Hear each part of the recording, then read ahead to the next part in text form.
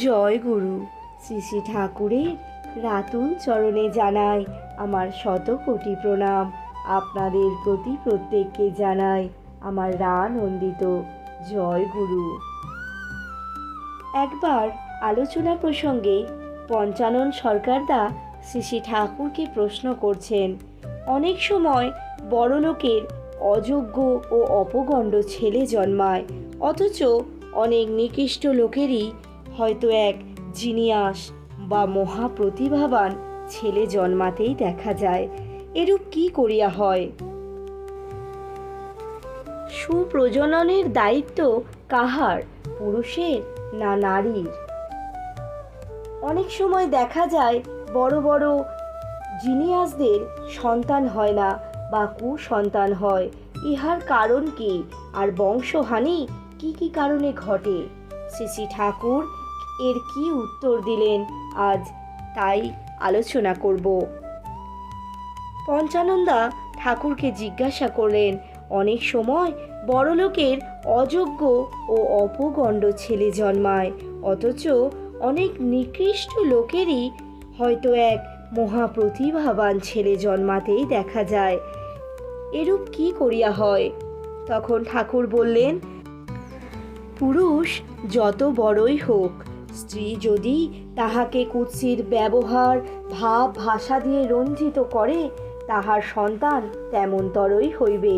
তাই হয়তো মহাবীরের সন্তান এক মহাভীরু জন্মগ্রহণ করে, মহাজ্ঞানীর সন্তান এক মূঢ় অপগণ্ড জন্মায়।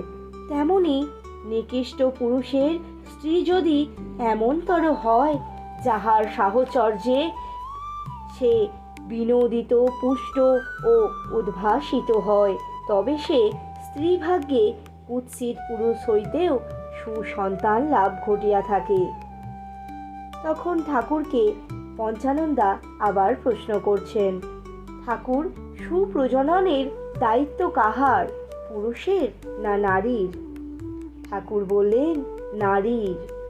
নারী তাহার সাহচর্যে পুরুষকে যেমনতরভাবে এনলাইটেন্ড অর্থাৎ উদ্বর্ধন করে, পুরুষের সেই মনই স্ত্রীতে গমন করে এবং সন্তান রূপে মূর্ত হয়। তাই স্ত্রীকে জায়া বলে।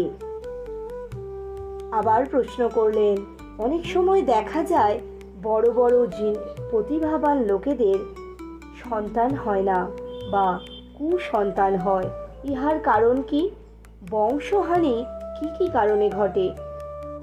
শ্রী শ্রী ঠাকুর আবার বললেন, বড়লোক কখনো কখনো এত অত্যুদ্ভাসিত হয়, এত উচ্চ হয় যে স্ত্রী তাহাকে নাগাল পায় না বা তার ভাব দ্বারা তাহাকে রঞ্জিত করিতে পারে না।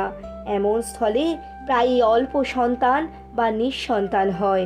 আবার স্ত্রীর এমনতর সাবনর্মাল পুরুষও হইতে পারে যে স্ত্রীর ইম্পালস তাহাকে তুলতে পারে না। নর্মাল ডেফিসিয়েন্সি অর্থাৎ নৈসর্গিক পঙ্গুতা, যাহা নাকি তাহার স্ত্রীর পক্ষে আনহ্যান্ডেলেবল, যেমন ক্লীবত্ব, সেখানেও সন্তান হয় না। অবশ্য স্ত্রীর দোষেও বংশহানি ঘটতে পারে।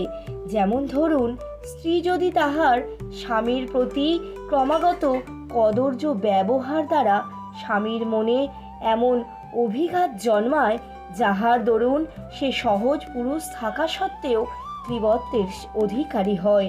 এছাড়াও ফিজিক্যাল ডিফর্মিটিও অর্থাৎ শারীরিক পঙ্গুতা এর কারণ। জয় গুরু।